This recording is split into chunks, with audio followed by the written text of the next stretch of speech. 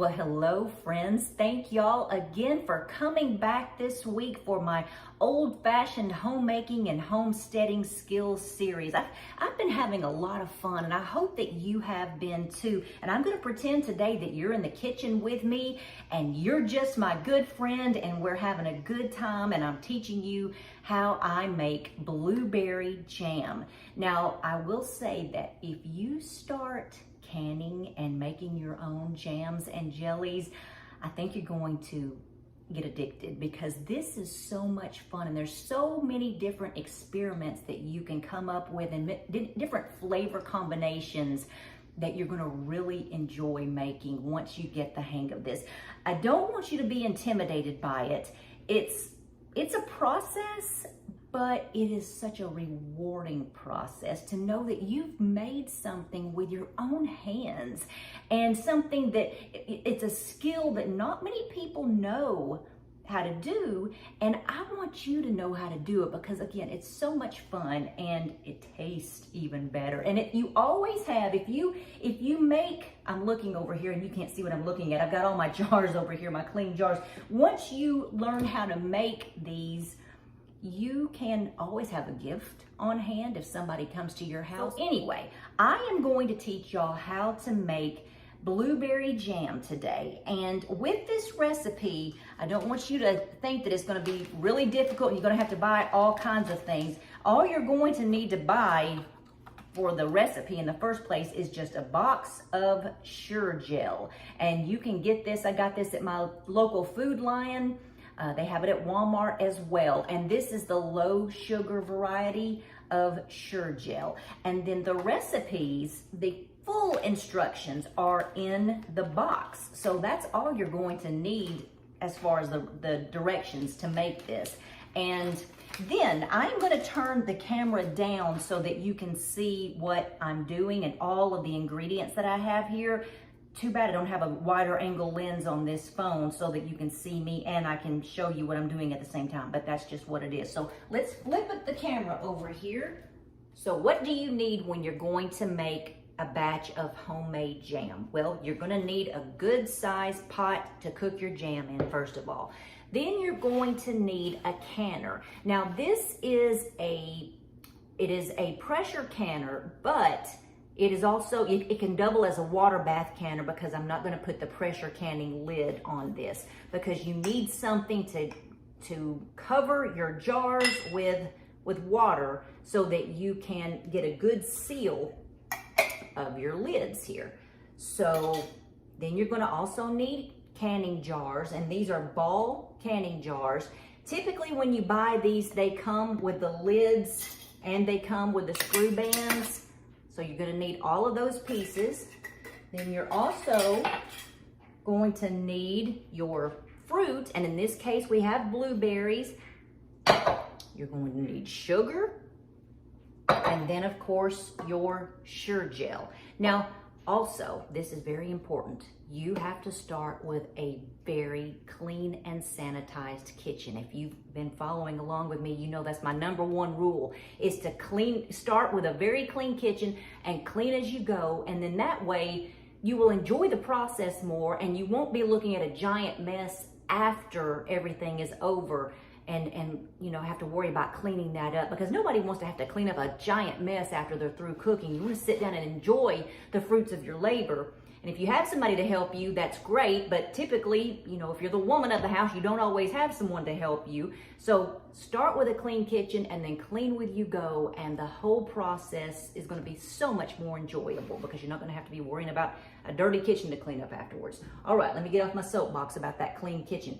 Now, these things are very handy to have. I would recommend buying a little kit. You can also buy these at a lot of hardware stores, not like the big box hardware stores, but local hardware stores sell canning items. I know our Ace Hardware here in Locust sells these.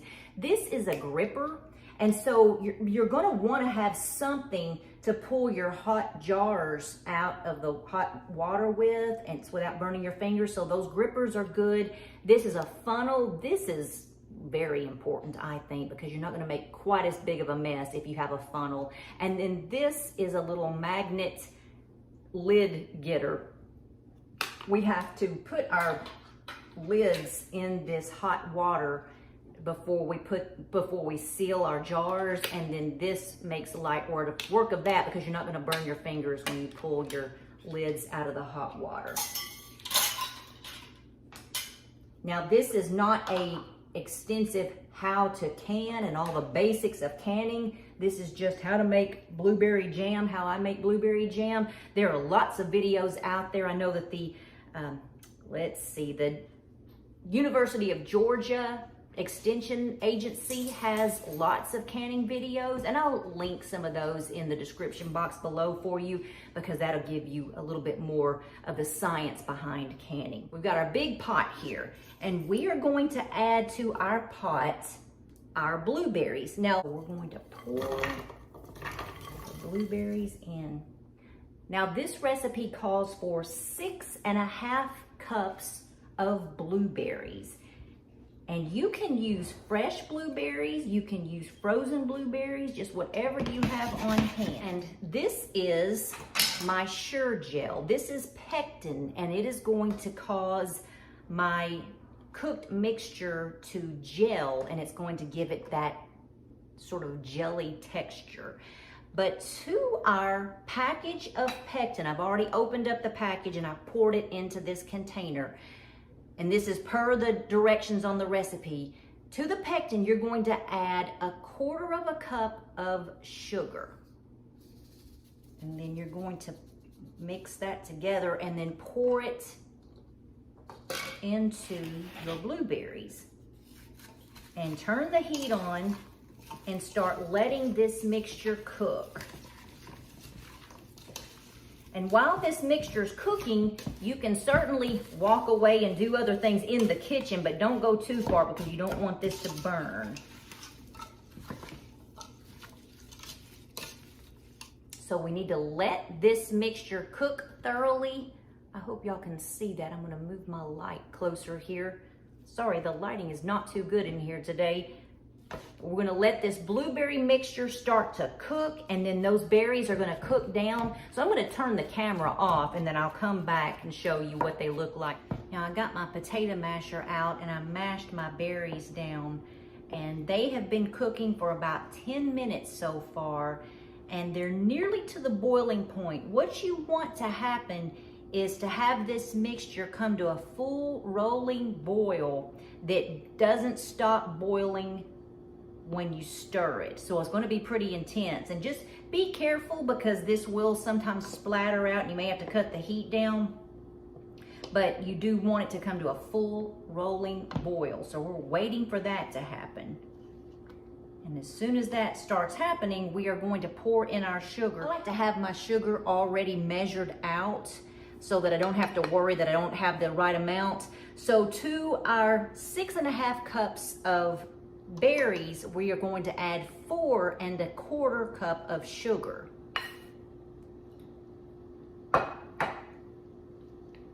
You can see that it's starting to boil here, but it's not quite up there yet. The pectin that we've poured in here has to reach a boiling point before it will make a proper set. And then meanwhile, over here, I've got my water bath canner ready to go, and I've got my eye on. Can you believe my stove only has 2 working eyes right now? They don't make things like they used to. This thing's only 13 years old, but 2 of my eyes have gone out, so I've got to get another one sometime. Now that we've got our fruit and pectin in its full rolling boil state, now we're going to add our sugar, and you're just going to add it all at once and then start stirring. Don't turn your heat down though, because after this, you're going to stand here and stir this the whole time, but you're going to have to let this come back to a boil after you have mixed all the sugar in. And then you're going to set a timer and let it boil for 1 minute, and then we are going to can it in the jars. And while we're waiting for this to come to its second boil, we're going to go ahead and put our lids into our hot water and let those lids start getting, the rubber on the lids start getting malleable. That's gonna help make a seal on our jars. All right, so it's taken about 4.5 minutes from the time we poured the remaining sugar into this until it came again to a full boil. So we're gonna set the timer and let this cook for 1 minute at this boiling stage, and then we're gonna test it and then start putting it into our canning jars. Okay, so it has been boiling for 1 minute. I'm gonna cut the heat off, and now I'm gonna test it. And what I'm gonna do is I have a paper plate here. You can use a regular plate if you want. And I'm gonna put out a little bit of the cooked jam onto this plate and then set it aside, and then I'll show you what it's gonna look like. You can see at this moment it's runny, but hold on. Okay, so you can see now, see how the jam doesn't run off the plate? It's staying there. So that means it has a good set and you are ready to can it in the canning jars. Lord have mercy, that's good. Okay, so now we're going to put it in the jars. And these jars have been sanitized in my dishwasher. If you don't have a dishwasher, you can just wash them by hand in some good hot soapy water. And then what we're gonna do is get our funnel ready. Now this part is a little bit messy, so just be prepared for that. And then I like to use a cup as a ladle. A little bit easier. You just dip it in your jam mixture and then pour it into your jar. Now here is an important tip. Let me show you in just a second here. Get a little bit more. Whoa.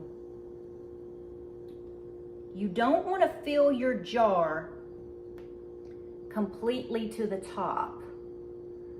See how there's a little bit of head space there? You want to leave about a 1/2 inch head space. And how you, all right, my phone rang, so I'm not sure how much got missed. We were talking about head space that you're supposed to leave. You don't need to fill your jar of jam all the way full. You need to have a little bit of head space in there. And you can see there are little rings on these jars. And if you fill it to about this little first ring here, that's a good indicator of your head space. So you definitely want to leave some space. So you just set that aside, and then you continue with the rest of your jars until all of your jam has filled all of them. And now let's move some of these things out of the way.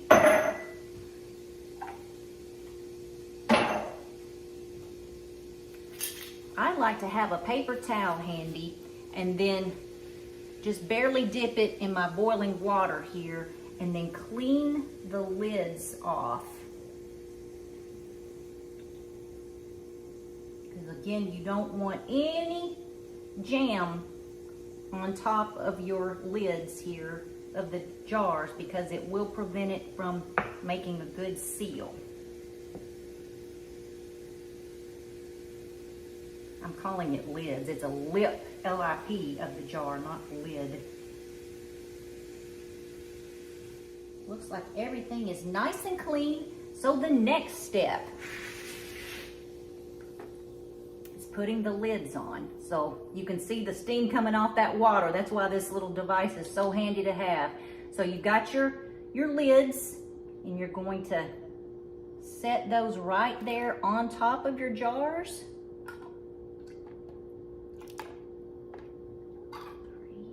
Oh man. 4, 5. I don't have enough jar lids. Uh-oh. Okay. Then you're going to take your screw bands, put your finger, put your screw band on and put your finger right there in the center, and then just screw it on just like that. So you're going to continue doing that for the rest of them. Not super tight. just tight enough to hold the lid down well, but don't really get in there and make it super tight.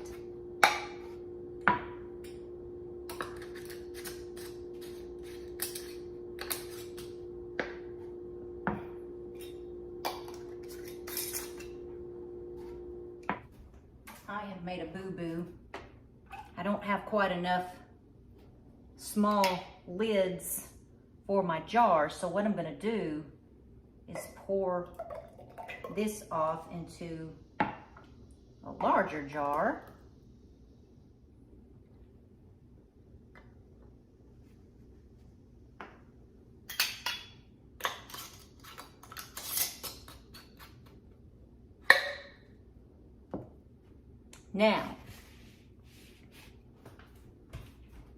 Now that we have all of our jars of jam filled up with jam and then with the lids and the screw bands on, we are going to set them down into our big, and you may have to add more water after you set the jars down in here. You're gonna see that it's gonna make the water rise, but we'll see if we need some more. We probably will to cover up the larger jar that I had to use. But you want the water to cover your lids, and sure enough, yes, I'll need a little bit more water here in this. I'm pouring hot water on top of these so nothing will crack. And what you're going to do is set this on your hot eye and let this process for 10 minutes. And what that means is let this mixture come to a boil for 10 minutes. And then you're going to have a nice seal on all of your jars. So we'll come back after the 10 minutes has passed. Okay guys, it's been 10 minutes. So now we're gonna use our little grabbers here. And I've got a cloth laying here to put these out on. So you just wanna set these out on a towel, undisturbed, for several hours, and kind of give them some space between so that they can cool down. And then you're probably going to hear some popping noises, some gentle little pops as the day goes on, because that's going to just be the seal happening. You'll hear it happen. It's kind of a nice little sound. But there you have it. And then you can, for supper tonight, if you were to make it in the morning, you could have this for supper that night, or you could have it for breakfast in the morning on some toast or a biscuit. Well, as easy as that, friends, we have homemade jam. Now, some of you may know that we homeschooled our children until college, and this is an aside, but I think it's important. We used to make jam, jelly, breads, soap, beauty cream, all kinds of goodies. My boys had little blueberry stands that they would go pick blueberries for people and then sell it at the farmer's market. My daughter had cactus that she used to sell at the farmer's market. It was a great way for our kids to learn about business, about how to count money back, how to interact with people, and just to we used it as part of our curriculum as a whole in the summertime, because it's very important, I think, to teach kids things like this. And so when your kids know how to make products, or they have a service that they want to sell, it just adds to their educational experience. And so I would encourage you to do that too, if that's ever something that you're interested in with your children. Do you hear that pop? That's the pop sound you're gonna hear throughout the day when you make these. Thank y'all so much for watching. And remember, again, I'm gonna have that drawing next Saturday. And so if you have subscribed, liked, and commented on all of these videos for the homemaking series all this week, you will be eligible for the prize, which is a bar of handmade soap, a handcrafted candle, and an eye pillow. So thanks again for watching, friends, and I'll talk to you soon.